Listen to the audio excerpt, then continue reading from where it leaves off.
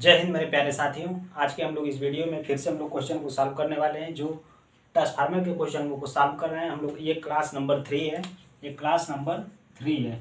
ठीक है, अगर आप इसके पहले का जो आप नहीं देखें तो उसको आप देखिए, क्योंकि इसमें हम लोग सीरीज से चल रहे हैं, बिल्कुल सीरियल से चलेंगे और सीरीज से उसको सॉल्व कर रहे हैं। तो हम लोग आज स्टार्ट करेंगे क्वेश्चन नंबर 31 से लेकर स्टार्ट करेंगे।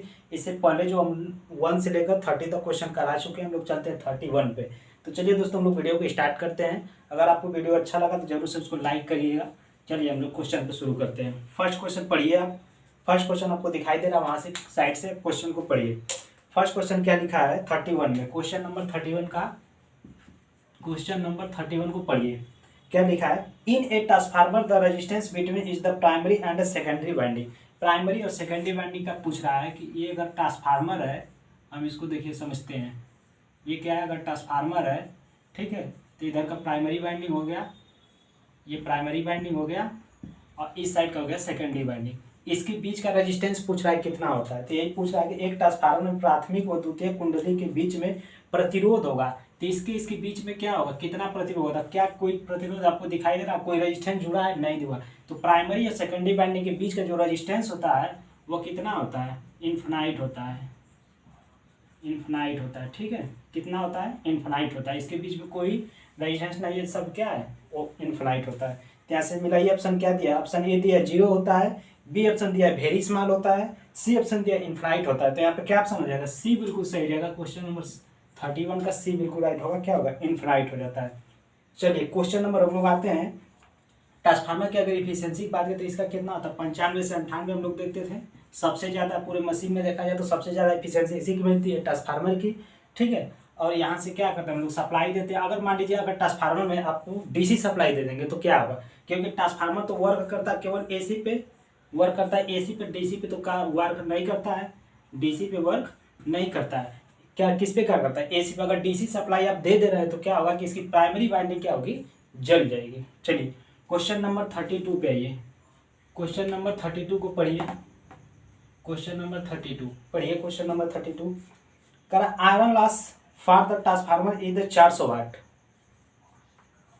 will be the copper loss when the transformer is the working on the maximum efficiency। Maximum efficiency पर कार्य करने के लिए आपसे पूछा जा रहा है कि कितना होगा इसका हानि लॉस क्या होगा। देखिए पढ़िए उसको, आप ध्यान से एक बार पढ़िए, फिर समझ में आ जाएगा क्या कर रहा है।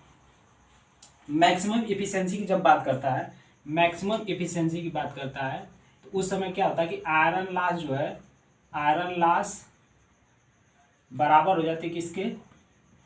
कॉपर लॉस की। तभी ये मैक्सिमम इफिशियंसी देता है। ठीक, आयरन लॉस इक्वल टू किसके हो जाएगा? कॉपर लॉस के इक्वल हो जाएगा। तो इसमें मैक्सिमम इफिशियंसी कब मिलती है? ऑप्शन क्या दिया है कि देखिए यहाँ पे दिया एक ट्रांसफार्मर में लौ हानि, आपको आयरन लॉस दे रखा है, आयरन लॉस दे रखा है। कितना दिया है? आयरन लॉस 400 वाट है, 400 वाट है। तथा जब ट्रांसफार्मर अपनी हाई उच्च दक्षता पर कार्य कर रहा है तो उसकी कॉपर लॉसेस कितना होगा? कॉपर लॉसेस कितना होगा? तो जब आपको बताया कि मैक्सिमम इफिशियंसी के लिए दोनों बराबर होता है तो ये भी कितना होना चाहिए? 400 वाट ही होना चाहिए। कितना होना चाहिए? 400 वाट ही होना चाहिए। तो 32 का देखिए कितना होगा? 400 वाट ये भी होगा। आयरन लॉस 400 वाट दिया है क्योंकि मैक्सिमम इफिशियंसी पर जब कार्य करेगा तो उस समय कॉपर लॉस भी कितना होगा? 400 वाट होगा। तो इसका राइट ऑप्शन क्या होगा? 400 वाट। अब मिलाइए, देखिए कौन सा ऑप्शन दिया? बी ऑप्शन दिया। 32 का हो जाएगा बी, राइट हो जाएगा। कि जब मैक्सिमम इफिशियंसी पर ट्रांसफार्मर कार्य करता है तो उसकी इफिशियंसी जो होती है आयरन लॉस बराबर कॉपर लॉस हो जाता है। या तो आयरन लॉस 400 है तो कॉपर लॉस भी कितना होगा? 400 वाट होगा। चलिए अब हम लोग चलते हैं क्वेश्चन नंबर 33 को पढ़िए। क्वेश्चन नंबर 33, क्वेश्चन नंबर 33 को पढ़िए आप। Question number 33 the distribution transformer is a. देखिए डिस्ट्रीब्यूशन ट्रांसफार्मर की बात कर रहा है कि डिस्ट्रीब्यूशन जो ट्रांसफार्मर होता है वो कौन सा होता है? स्टेप अप होता है कि स्टेप डाउन होता है? तो देखिए जब आपको दिखा रहे हैं कि जैसे उसका जो ट्रांसमिशन होता है तो आप वहाँ से एक इमेज देखिए पहले। जब इमेज देखिए जहाँ से विद्युत उत्पादन होता है बिजली, और जहाँ पे बिल्कुल वहाँ पे पहुँचता है, जहाँ पे कंज्यूमर यूज करते हैं, जो जिसको यहाँ से लाइट आती है तो उसको सर्विसमैन लाइन बोलते हैं, सर्विसमैन लाइन। ठीक है, और यहाँ पे लगता है जो पावर ट्रांसफार्मर, पावर ट्रांसफार्मर। यहाँ से जो स्टार्टिंग होगा तो इसका थोड़ा सा एक बार समझ लीजिए प्रोसेस कैसे होता है। यहाँ से जब बिजली बनेगी, ठीक है, तो यहाँ से हो जाता है, इसको बोलते हैं हम लोग प्राइमरी ट्रांसमिशन, प्राइमरी ट्रांसमिशन। फिर जब ये आगे जाती है तो इसको बोलेंगे सेकेंडरी ट्रांसमिशन। फिर जब आगे जाती है तो इसको बोलते हैं प्राइमरी डिस्ट्रीब्यूशन। फिर जब ऐसे आगे जाती है तो इसको बोलते हैं सेकेंडरी डिस्ट्रीब्यूशन, ठीक है। इसके बाद जब यहाँ से लाइट आती है खंभों पर से, फिर घरों में आ जाती है, इसको बोलते हैं सर्विस मेन लाइन। तो यहाँ पे जो ट्रांसफार्मर लगता है इसकी बात कर रहा है, तो यहाँ पर कौन सा लगता है, स्टेप डाउन लगता है, स्टेप डाउन ट्रांसफार्मर लगता है। उसी का नाम यहाँ पर दे रहा है कि डिस्ट्रीब्यूशन ट्रांसफार्मर।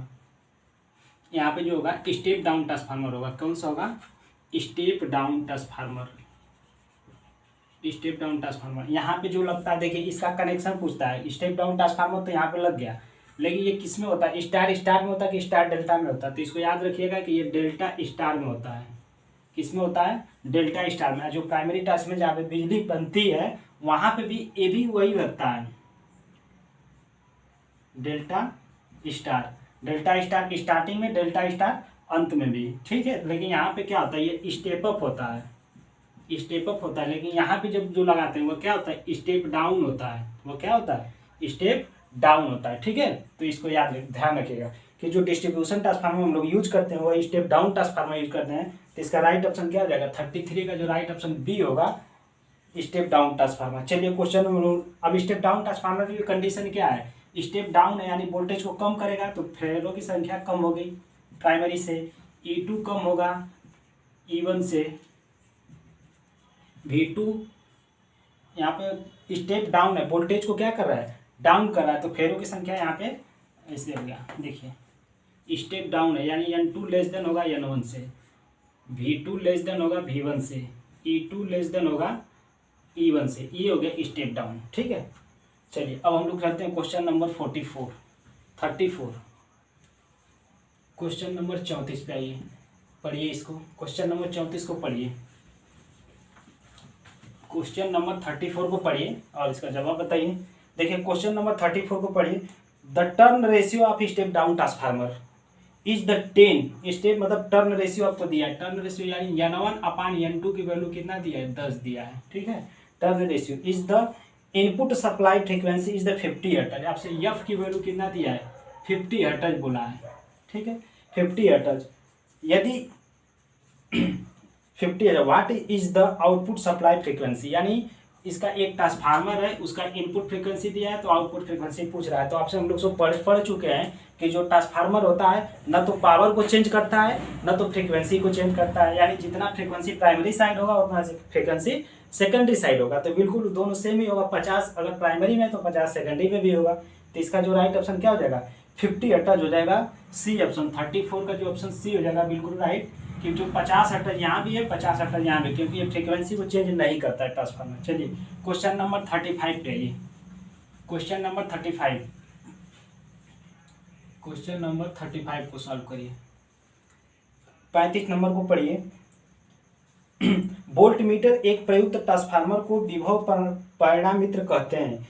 विभव परिणामित्र उनके द्वितीयक का निर्धारण करता है। तो देखिए करा वोल्ट मीटर, यानी जो वोल्ट मीटर की बात करा है, वोल्ट मीटर एक वोल्ट मीटर युक्त प्रयुक्त परिणामी में विभव परिणाम होता है, यानी जो एक होता है सीटी एक होता है पीटी, ठीक है।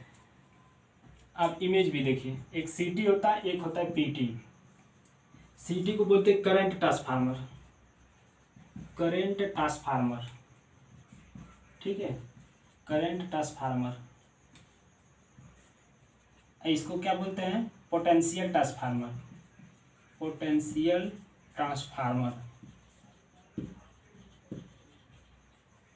देखिए करंट ट्रांसफार्मर क्या होता है कि ये स्टेप करंट को कम कर देता है, यानी वोल्टेज को बढ़ाता है तो स्टेप डाउन हो जाएगा, वोल्टेज को स्टेप अप हो जाएगा, स्टेप अप ट्रांसफार्मर होगा,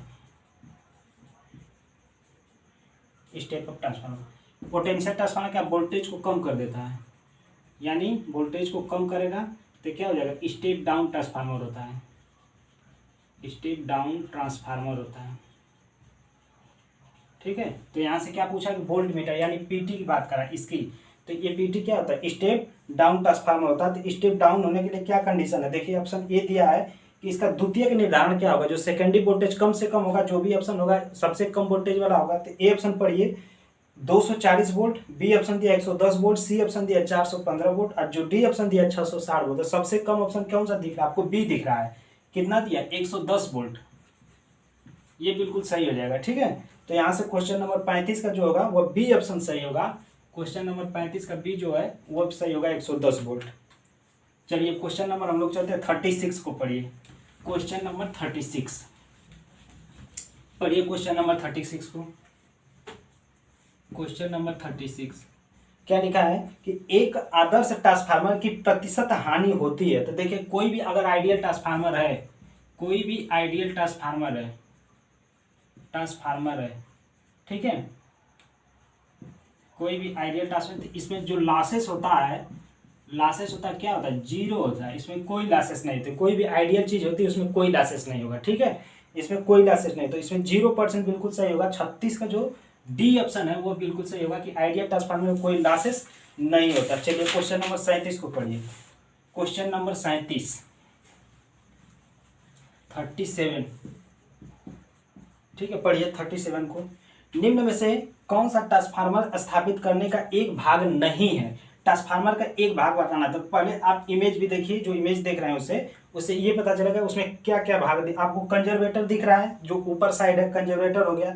बी ऑप्शन ब्रीदर दिख रहा है जो इसमें सिलिका जेल उसमें भरा जाता है। जो सी ऑप्शन बुकर्स रिले आपको दिख रहा है। जो डी ऑप्शन एक्साइटर, क्या अलग से उसमें कोई एक्साइटर लगाया गया यानी उसको उत्तेजित करने के लिए कुछ लगाया गया? तो ऐसा नहीं है। तो 37 का जो होगा डी ऑप्शन होगा, वो इसमें एक्साइटर का प्रयोग नहीं करते, जबकि कंजर्वेटर, ब्रीदर, बुकर्स रिले का प्रयोग करते हैं। बुकर्स रिले क्यों करते हैं? ये गैस इंटरनल फॉल्ट होती है ट्रांसफार्मर के अंदर, कोई भी फॉल्ट हो रहा है तो उसको बताएगा। ठीक है, ब्रीदर किसके लिए? या नमी जो होता है सिलिका जेल उसके अंदर भरा जाता है, जैसे ही नमी को सोख लेता है तो वो क्या हो जाता है? पिंक कलर का हो जाता है। लेकिन अगर फ्रेश है तो किस कलर का दिखता है? ब्लू कलर का दिखता है। चलिए ठीक है, अब हम लोग कंजर्वेटर का काम क्या था? कंजर्वेटर जो था, अगर टैंक में ऑयल भरा हुआ है, अगर ज़्यादा हीट होता तो कंजर्वेटर के ऊपर लेके जाता था। जैसे उसमें थोड़ा सा हीट कम होता था, खाली होने के लिए कंजर्वेटर का तेल नीचे करता था। तो वहाँ पे अब चलिए क्वेश्चन नंबर हम लोग समझते हैं किसको? 38 को पढ़िए। क्वेश्चन नंबर 38 को पढ़िए। 50 kVA के नीचे छोटे परिणामी ट्रांसफार्मर में कैसा शीतलन प्रयुक्त होता है? तो अभी हम लोग उसका डिस्कशन किए थे कल कि अगर 25 kVA तक के ट्रांसफार्मर है या 500 kVA तक के ट्रांसफार्मर है तब कौन सा कूलिंग यूज करेंगे? 25 kVA तक कौन सा कूलिंग यूज करेंगे, और 2 MVA तक का है ट्रांसफार्मर तो कौन सा कूलिंग यूज करेंगे? तो देखिए 25 kVA तक के ट्रांसफार्मर को हम लोग कौन सा ड्राई कूलिंग यानी एयर कूलिंग कर सकते हैं। ड्राई कूलिंग, एयर कूलिंग कर सकते हैं, एयर कूलिंग कर लेते हैं। ठीक है, लेकिन यहाँ पे जो 500 kVA का होता है तो इसमें वाटर कूलिंग कर लेते हैं, वाटर कूलिंग कर लेते हैं। ठीक है, लेकिन यहाँ से जब जो 2 MVA तक के ट्रांसफार्मर तक बढ़ जाते हैं तो यहाँ पे कौन सा आयल कूलिंग कर लेते हैं हम लोग, आयल कूलिंग करते हैं, आयल कूलिंग करते हैं। ठीक है, ये चीज़ याद रखिएगा कि अगर 2 MVA तक है तो ऑयल कूलिंग करेंगे, 500 kVA तक है तो वाटर कूलिंग करते हैं, 25 kVA से ऊपर है, 25 kVA तक है तो ड्राई कूलिंग करते हैं। लेकिन यहाँ पर क्या ऑप्शन दिया है आपको? अब क्वेश्चन पढ़िए कि 50 kVA का, क्वेश्चन नंबर 38 का पढ़िए कि जो 50 kVA से नीचे की बात कर रहा है, तो 50 kVA से नीचे 25 में आएगा तो कौन सा कूलिंग कर लेंगे? ड्राई कूलिंग यानी एयर कूलिंग कर लेंगे। तो यहाँ से क्या ऑप्शन हो जाएगा? वायु शीतलन, जो ए ऑप्शन होगा 38 का ए बिल्कुल सही हो जाएगा। 39 पे चलिए क्वेश्चन को पढ़िए। क्वेश्चन नंबर 39 को पढ़िए। 3 प्रवस्था वाले तेल प्रशीतक शक्ति परिणामित्र में उपकरण संरक्षण आर्द्रता अवशोषक ब्रीदर में विस्फोटक निकास मार्ग वेंट और बुकर्ज रिले का उपकरण क्या है? जो बुकर्ज रिले का मेन पूछ रहा है कि पर्पज क्या करता है।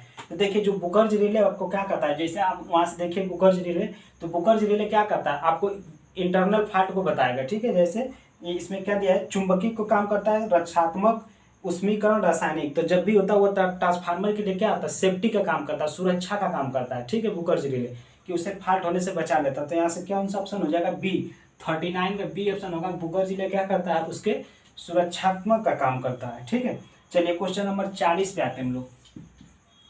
40 को पढ़िए। निम्न में से विद्युत ट्रांसफार्मर के प्लेट पर नहीं दिखता है। तो विद्युत ट्रांसफार्मर का जो प्लेट होता है, जो जैसे एक ट्रांसफार्मर बनता है तो उसके लिए एक प्लेट डिजाइन किया जाता है, उस पर सारी चीज़ें उसको लिखा जाता है। क्या क्या उस पर जैसे लिखा जाता है? उस पर जिसका ट्रांसफार्मर को कौन बनाया उसका नाम लिखा जाता है, उसका निर्माण कब किया गया, कितना केवीए की रेटिंग के तब किया गया, उसमें संयोजक कारक बना दिया जाता है, कितना केवीए के, इसमें कौन सा कूलिंग यूज किया गया है, कौन सा इंसुलेटिंग यूज किया गया है, उसमें सारी चीज़ें लिखी जाती है। लेकिन उसमें जो ऑप्शन दिया है कि सदिश ग्रुप, तो वेक्टर ग्रुप लिखा जाता है। जो बी ऑप्शन दिया है ड्यूटी, तो ड्यूटी चार्ट भी उस पर लिखा जाता है। सी ऑप्शन दिया है रोधन वर्ग, रोधन वर्ग, और जो डी ऑप्शन दिया है फ्रेम साइज, तो ट्रांसफार्मर को उसकी फ्रेम साइज नहीं लिखा रहता है, उस पर फ्रेम साइज नहीं लिखा रहता है कि उसमें जो ट्रांसफार्मर है कि कितना फ्रेम साइज का है, ये चीज़ें उस पर नहीं लिखी रहती है, जो चार्ट बोर्ड होता है। ठीक है, तो इस पर ये नहीं होगा। जो डी ऑप्शन होगा 40 का, वो होगा कि फ्रेम साइज इस पर नहीं लिखा रहता है। चलिए क्वेश्चन नंबर 41 को पढ़िए। 41 को पढ़िए। एक ट्रांसफार्मर नो लोड स्थिति में यदि ट्रांसफार्मर की कुंडली का कोई भी प्रतिरोध न हो तो आयरन लॉसेस 400 वाट मिलता है। तो ट्रांसफार्मर में कुल क्षय क्या होगा, आपको ये बताना है। देखिए, नो लोड की स्थिति में पूछ रहा है कि अगर ट्रांसफार्मर में कोई लोड नहीं है, उस हिसाब में पूछ रहा है। क्वेश्चन नंबर 41,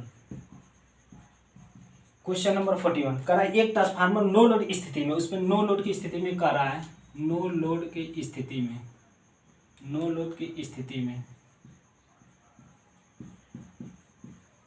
स्थिति में, ठीक है, नो लोड के स्थिति में, नो लोड कंडीशन लिख लेते हैं, नो लोड कंडीशन में। ठीक है, नो लोड कंडीशन में क्या होता है कि जैसे इसमें आपको दिया है कि नो लोड कंडीशन में प्रतिरोध आयरन लॉसेस आपको दिया है। क्या दिया है? Iron loss. आयरन लॉस का दूसरा नाम क्या है? कोर लॉस है। ठीक है, कोर लॉस कितना दिया? 400 वाट दिया है। तो पूछ रहा है ट्रांसफार्मर में कुल क्षय हानि कितना, आयरन लॉस 400 वाट मिलता है तो ट्रांसफार्मर में कुल हानि कितना होगा। तो देखिए 400 वाट तो आपको ये पता चल गया आयरन लॉस है, लेकिन इसमें कॉपर लॉस कितना होता है, कॉपर लॉस कितना होता है। तो देखिए जब नो लोड है तो कोई उस पर लोड ही नहीं है, तो कॉपर लॉस यानी करंट जो आई स्क्वायर आ रहा है तो क्या होगा, इस पर 0 हो जाता है, इस पर कोई लॉसेस ही नहीं होता है। तो टोटल लॉसेस निकालेंगे तो 400 वाट प्लस 0 वाट कितना हो जाएगा, 400 ही वाट रह जाएगा। तो नो लोड कंडीशन में जो हमारा आयरन लॉस होता है बस वही लॉसेस होता है, इसमें कॉपर लॉस क्या होगा, 0 हो जाएगा। तो यानी 400 वाट बिल्कुल सही होगा। तो 400 वाट कौन सा ऑप्शन, 41 का बी ऑप्शन सही हो जाएगा। चलिए क्वेश्चन नंबर 42 को पढ़िए। क्वेश्चन नंबर 42, 42 क्वेश्चन को पढ़िए। क्वेश्चन नंबर 42 पढ़िए। परिणाम मित्र में पूर्ण भारित तांबे का नुकसान 1600 वाट है। अर्धभारित तांबे पर नुकसान होगा, यानी फुल लोड पे, आपको फुल लोड पे दिया है कि फुल लोड पे लॉसेस कितना दिया, 1600 वाट है। छोटा नीचे लिखते हैं क्वेश्चन को। फुल लोड पे 1600 वाट है। तो कह रहा है कि half load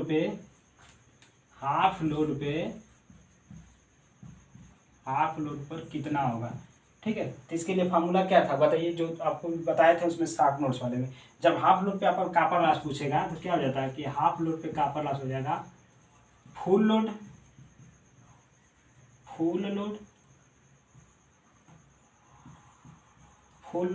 into under root. Full load कर लेते हैं, उसका क्या करते हैं, हाफ कर लेते हैं। हाफ है, अगर हाफ कर रहा है ना कि फुल लोड से हाफ लोड पर पूछ रहा है तो 1/2 का क्या कर लेंगे, स्क्वायर कर लेंगे। यानी फुल लोड पर कितना दे रखा है आपसे, 1600 वाट दे रखा है।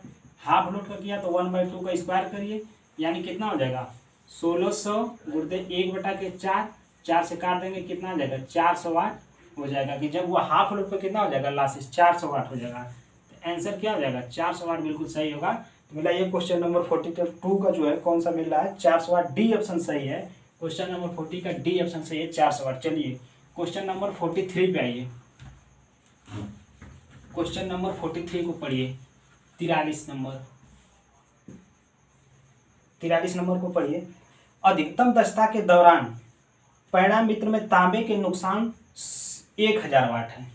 यानी अधिकतम दक्षता के दौरान जब मैक्सिमम इफिशियंसी हो रही तो उस समय की बात कर रहा है कि अधिकतम दक्षता के दौरान पर कॉपर लॉस आपको दे रखा है कि 1000 वाट है। कितना है, कॉपर लॉस 1000 वाट है।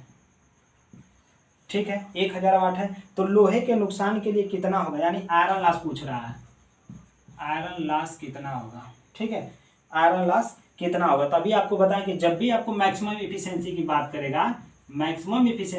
करेगा, तो यहाँ पे क्या होगा, आयरन लॉस इक्वल हो जाएगा किसके, कॉपर लॉस के। ठीक है, इक्वल हो जाएगा। तो कॉपर लॉस आपसे दिया 1000 वाट, 1000 वाट दिया है, तो ये भी कितना होगा, 1000 वाट होगा। तो जब दोनों इक्वल होगा तभी तो इसलिए क्या ऑप्शन हो जाएगा, बी ऑप्शन सही हो जाएगा कि जो मैक्सिमम इफिशिएंसी की बात करेंगे तो आयरन लॉस कॉपर लॉस के बराबर होता है। तो यहाँ पर क्या ऑप्शन सही हो जाएगा, 1000 वाट इसका बिल्कुल सही होगा, जो ऑप्शन 1000 वाट बी ऑप्शन में दिया, तो 43 का बी सही होगा। चलिए क्वेश्चन नंबर 44 पे आइए, 44 को पढ़िए, क्वेश्चन नंबर 44 को पढ़िए, 44 नंबर को पढ़िए। 800 प्राथमिक और 200 द्वितीयक फेरों वाली एक परिणामित, यानी प्राथमिक फेरों को दिया है, 800 प्राथमिक और 200 द्वितीयक फेरों वाली, यानी N1 का मान दिया है आपको 800। लिखिए क्वेश्चन को देख के, ठीक है, वीडियो को पॉज करिए और उसको सॉल्व करिए। फिर द्वितीयक फेरों की संख्या, N2 का मान दिया कितना आपसे 200, द्वितीयक फेरों की संख्या, ट्रांसफार्मर को 110 वोल्ट प्रत्यावर्ती धारा एसी सप्लाई आपूर्ति की जाती है, यानी V1 की वैल्यू दिया कितना 110 वोल्ट, ठीक है, 110 वोल्ट दिया V1 की वैल्यू। तो क्या पूछ रहा है, 110 वोल्ट प्रत्यावर्ती एसी धारा को दी जाती, तो द्वितीयक वोल्टता की गणना करें, यानी V2 का मान आपको निकालना है। तो फार्मूला आपके लिए क्या बताया था, K बराबर N2 अपान N1 बराबर V2 अपान V1 बराबर I1 upon I2 equal to K, ठीक है, तो ये फार्मूला था। अब सबका वैल्यू रख लीजिए यहाँ पे N2 का मान क्या दिया है 200, N1 का मान क्या दिया है 800 बराबर V2 का मान क्या दिया है, पूछ रहा है आपसे, V1 का मान कितना दिया 110 दिया है, ठीक है, 110 दिया। तो यहाँ से 200 चौका कट जाएगा, यहाँ से कट गया, फिर 2 से इसको काटेंगे कितना आ जाएगा 2 दूना 4 और 200 काटेंगे 55 दूना 110, यानी V2 की वैल्यू कितना आ गई 55 बटा के 2, तो 55 बटा 2 करेंगे तो कितना आ जाएगा, यानी 2 दूना के 4, 2 सत्ते 14, 27.5, 27.5 क्या आ जाएगा वोल्ट आ जाएगा, 27.5 वोल्ट। तो मिलाइए ऑप्शन कौन सा मिल रहा है 27.5 वोल्ट में, तो 27.5 वोल्ट कोई ऑप्शन नहीं मैच कर रहा है, लेकिन एक इसके आसपास अगर वोल्टेज अब देखिए 25 वोल्ट दिया है, 400 वोल्ट दिया है, 250, 40 तो होगा नहीं, तो ऑप्शन ए सही हो जाएगा। 44 का ए जो होगा, जो आपको 25 वोल्ट दिया है, 25 वोल्ट दिया है, इसके लगभग बराबर क्या जाएगा 25 वोल्ट, ये सही हो जाएगा, ठीक है। चलिए अब हम लोग आते हैं क्वेश्चन नंबर 45 को पढ़िए, 45 नंबर क्वेश्चन को पढ़िए, 45 नंबर क्वेश्चन को देखिए, हम लोग पूरा सीरियल से सॉल्व कर रहे हैं। अगर आप इससे पहले का क्वेश्चन नहीं देखे हैं तो उसको देखिए, क्योंकि ये काफ़ी इंपॉर्टेंट आपके एग्जाम में पूछा जा सकता है और आपको प्रैक्टिस भी होनी चाहिए कि इस तरह से क्वेश्चन तो आना ही चाहिए, ठीक है। 45 नंबर को पढ़िए। यदि एक 50 हर्ट्ज वाले अपचयी ट्रांसफार्मर, अपचयी मतलब कि स्टेप डाउन, अपचयी हिंदी लिखा है, ठीक है, अपचयी मतलब स्टेप डाउन ट्रांसफार्मर के प्राथमिक में घुमाव कितना है 400 वाट है, यानी फेरों की संख्या प्राथमिक में 400 वाट है, लिखिए इसको 400 वाट है, ठीक है, 400 वाट है, और वह 600 वोल्ट की विद्युत आपूर्ति से जुड़ा है, यानी V1 की वैल्यू कितना दिया है 600 वाट दिया है, आपूर्ति से जुड़ा है। कोर में उत्पन्न होने वाले फ्लक्स का अधिकतम मान क्या होगा, यानी फ्लक्स पूछ रहा है आपसे, कोर में उत्पन्न होने वाले फ्लक्स का मान पूछ रहा है कि अधिकतम कितना होगा, मैक्सिमम फ्लक्स था। हम लोग को पता था कि E1 बराबर फार्मूला क्या था 4.44 φm Fn, ठीक है, यही है। सबका मान रखिए यहाँ पे, हमको E1 का मान यहाँ पर दे रखा, कितना दिया है 600 बराबर 4.44 इंटू φm, F का मान आपको पता है 50 हर्ट्ज रखिए, N का मान यहाँ से दिया, N1 की वैल्यू 400 वाट रखिए, ठीक है। चलिए यहाँ से सॉल्व करिए इसको, 600 इक्वल टू 4.44 करेंगे यहाँ से, तो इसको हटा लेते हैं 4.44 इंटू φm, यानी 5 चौका 20, 20 हो गया 000, ठीक है, 000 से यहाँ से पॉइंट हटा लेते हैं, यानी सीधे 444 लिख लेते हैं, 444, और यहाँ से 3 जीरो यहाँ से हटा लेते हैं, ठीक है। अब यहाँ से 20 टाई काट लीजिए, 20 टाई 60, 20 टाई 60, ठीक है, 30 हो गया।